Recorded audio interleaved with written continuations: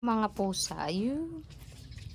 Ang sarap naman ng tulog ng chimping na yan, nakataas pa yung paa, napakabisyo mo chimping, nakaunan pa yan, Andito sila sa labas dahil mainit, ayaw nila dun sa loob, 'di ba?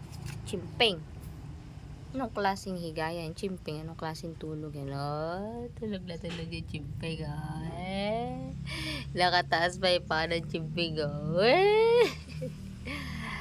Ito naman si Chito. Si Chitong maliit ang buntot na putot. Chito na putot. Nananahimik sila ay sarap na tulog Asus, nakanganga pa yan Labas dila Si Chimping Chimping. Totoong tulog ka Chimping. Nakanganga pa yun. Nakalabas dila ni Chimping Ang sarap na tulog nila